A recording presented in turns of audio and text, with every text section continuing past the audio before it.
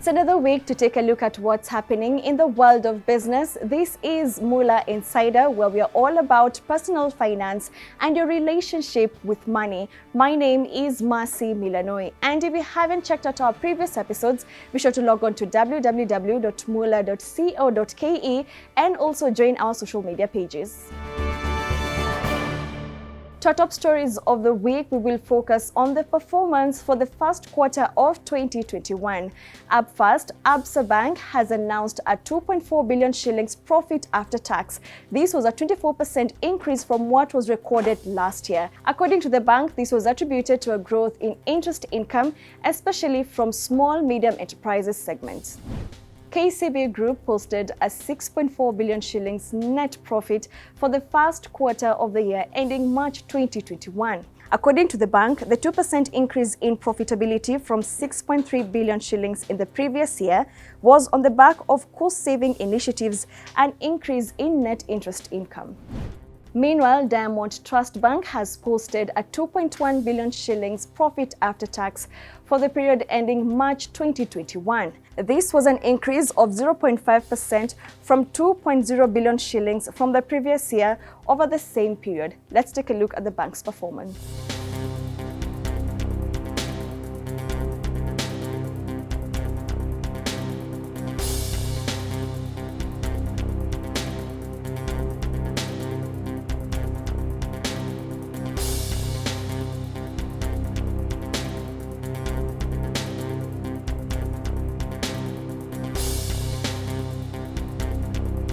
This week, we are focusing on the business of avocados.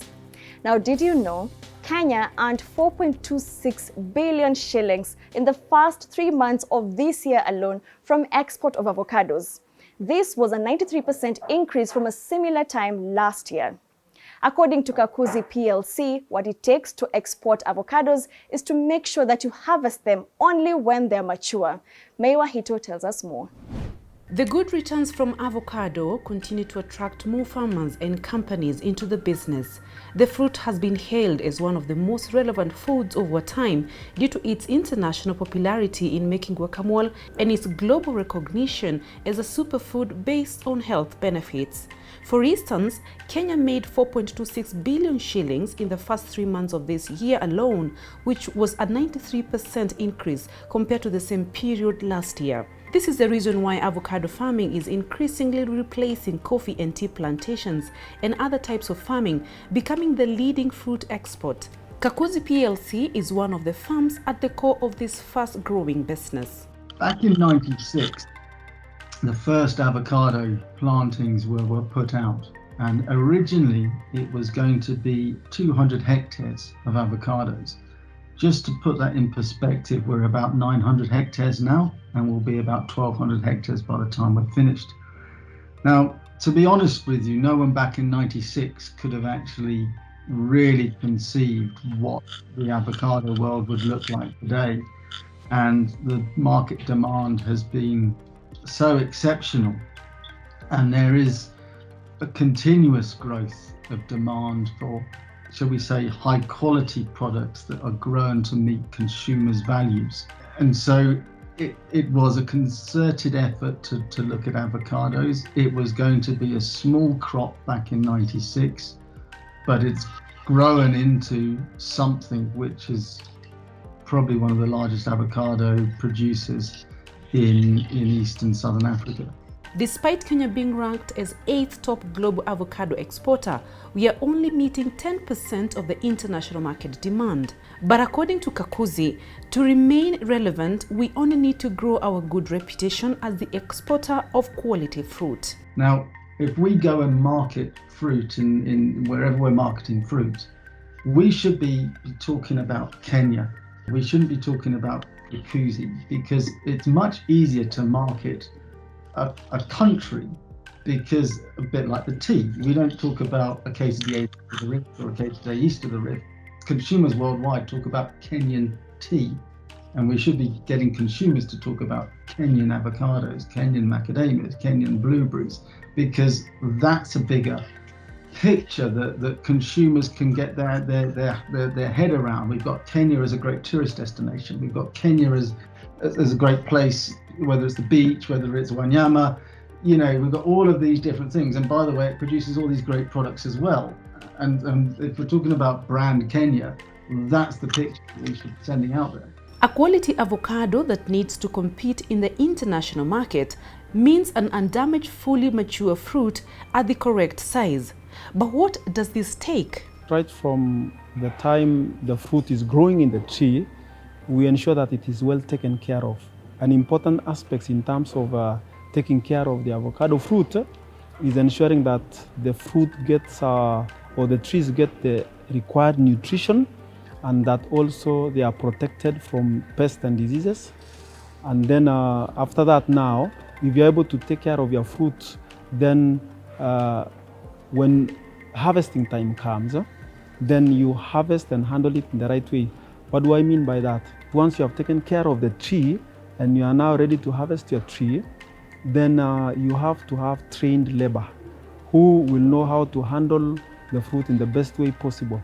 And harvesting is a delicate affair where the avocados are carefully harvested and ensure that they don't rub against one another, hence inflicting damage on the avocado. Because the moment you inflict damage on the avocado, then that avocado is downgraded and it is just good for oils. During a normal season, Kakuzi Pack House is able to process and package up to 3 containers of avocado.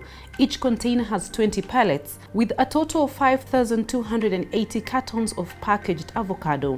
During peak periods, they are able to process up to 24 containers a week. In the international market, what fetches a lot of money is the bigger size fruit.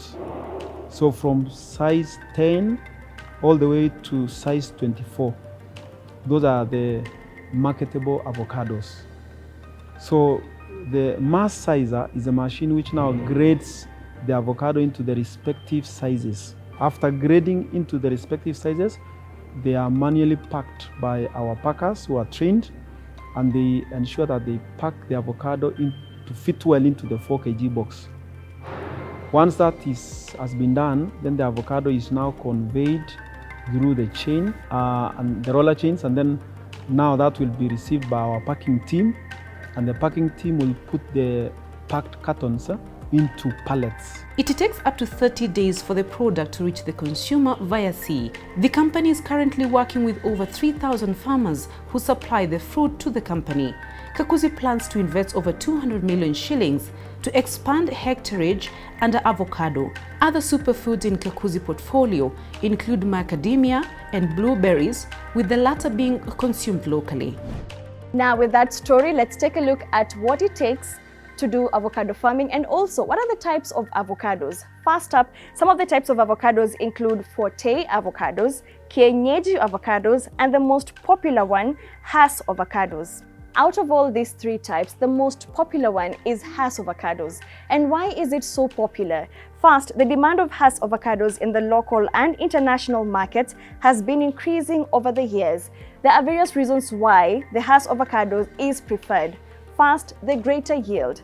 The Hass plant is far much preferred for its long harvest season and greater yield. The Hass plant produces greater yield and a long harvest season, hence more revenue to the farmers.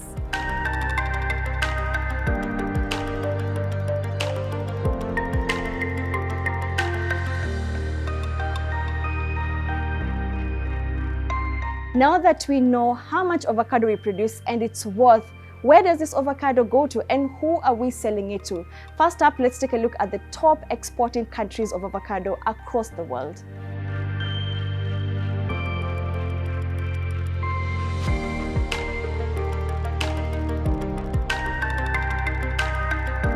So who is buying these avocados? First up, it's the US, which controls 42% of global imports worth 2.4 billion USD. Secondly, it's Netherlands, which has a 9.2% share of global imports worth 539 million USD.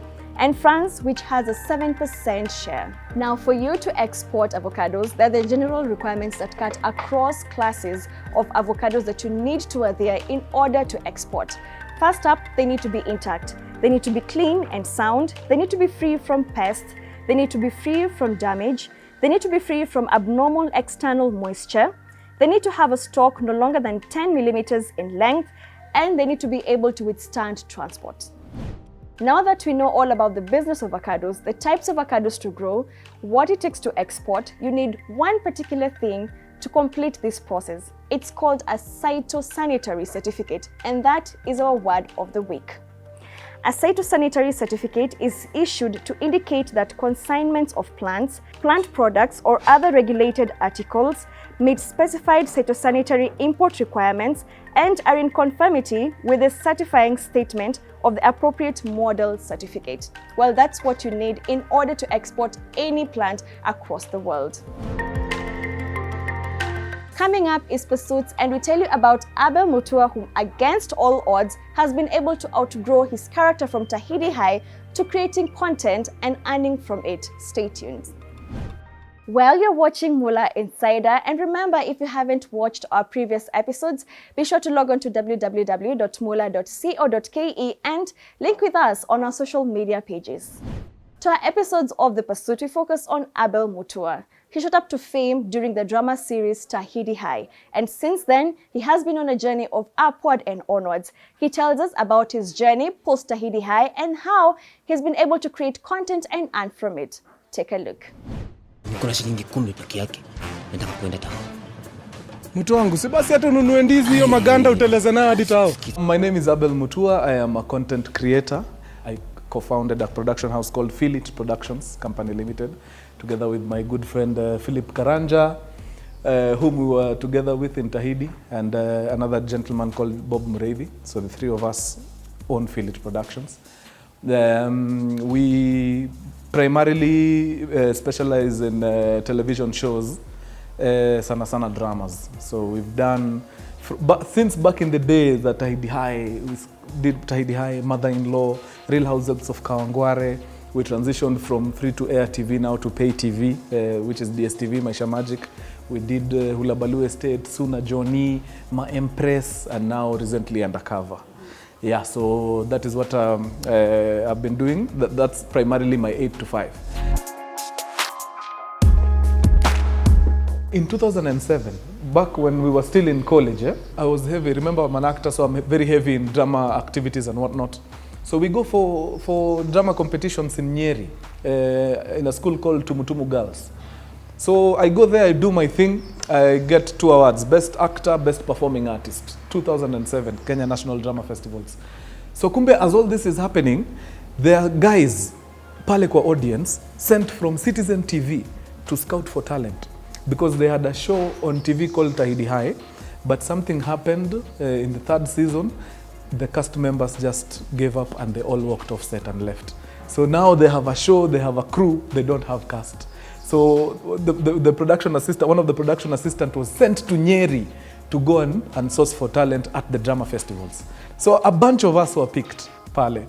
And we went and auditioned now officially at Kenya National Theatre, and we were picked. And that became the best class of Tahiti High in 2007. When the opportunity at Tahiti High came about, we did not see it as an end goal. We saw it as a means to an end. Like, we knew where we wanted to go, and Tahiti High for us was a stepping stone. So for most of our colleagues, Tahiti High was it. And that, I think that's where the biggest disconnect started happening. So when we were doing Tahiti, at the back of our minds, we knew there was a bigger picture. So we enrolled as crew members. Philip Karanja was the production assistant. I was the screenwriter and the camera assistant, which we did for like 4 years, from 2008 to 2012. By the time we were leaving Tahiti High, we were well equipped now to run our own shows, which is exactly what we went to do. I like to refer to myself as a COVID side effect, because I am one of those people who came about as a result of COVID.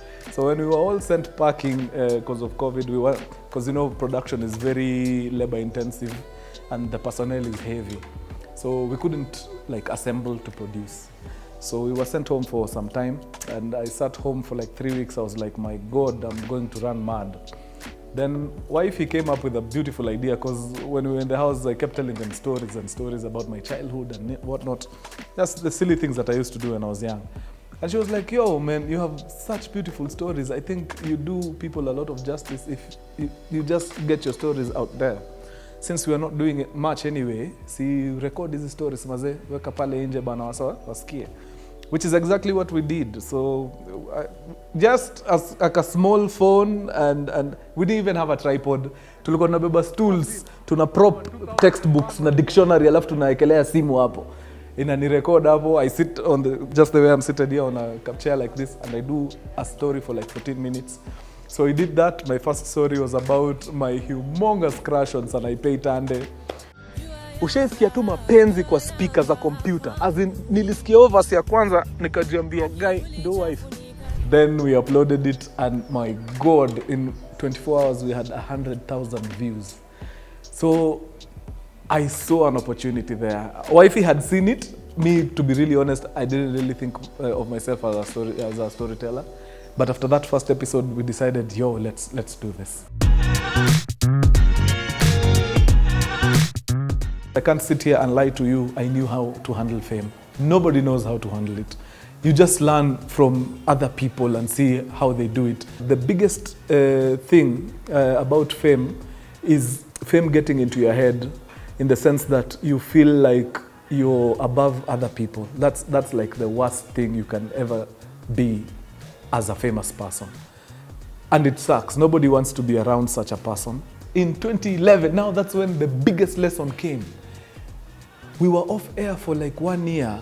Towards the end of 2012, nobody cares about you. Atimia was on Tidy High last year but one. Nobody cared. That's when it hit me. Oh my God, you're only as good as your last show. If you have nothing to offer, my God, we mambo yako kwisha. So it really opened me up to a lot. Na ikakami kanifundisha, maze, you can't be hot forever. So make sure when you're hot, unajikushon in such a way that when it comes to that time where you're not hot anymore, hauendi under. You try as much as possible to remain afloat. The average millionaire has 7 sources of income. For you to make good money, you need 7 income streams. So what does that tell you? It tells you you're very talented. That's fine. Asante sana. Keep pushing. But do not depend on your craft 100%. What else can you do? I'll give you a good example. Kanye West does not know the first thing about making shoes. But anajua Adidas ni wa deadly. Yes, hiyo ndio hustle ya Adidas. So, since he's a very good designer and he has the numbers he can sell, anaenda huko anawaambia ni aje, mimi ni musician, sawa? Hiyo iko. But now I want to sell shoes. I am a designer, I can design shoes. You make the shoes, I will sell them for you. There's something we are doing that is going to revolutionize how content creators get paid in this country. I don't know who gave us the notion that content needs to be free of charge, in this country especially. If guys knew the amount of time and resources that goes into producing good content, yani ato tungekuwa tu tunasikia aibu consume content for free. I have moved from that point of shooting, because it was just me and Judy. So Judy was my camera person, na mimi nakalia kiti napiga story. Now we have a crew of 9 who are on the payroll. They're paying rent and they're feeding through that channel just because wakurugenzis out here see it fit to reward me a little something for the content that I put out. Well, clearly, passion can take you places. Now, let's take a look at our leading economic indicators. First up, the performance of stocks and forex.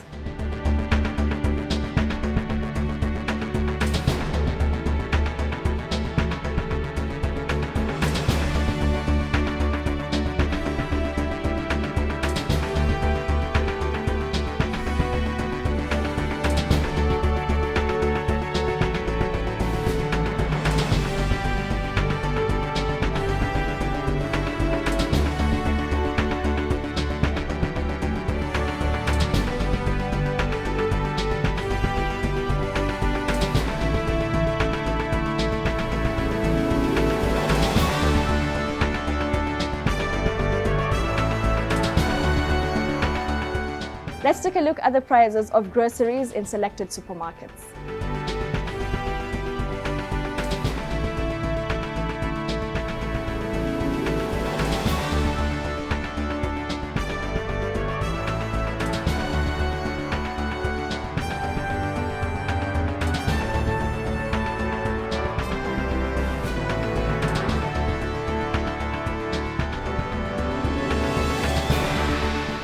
Well, that's all that we had for you this week. This is Moolah Insider, and be sure to log on to www.moolah.co.ke to watch more stories.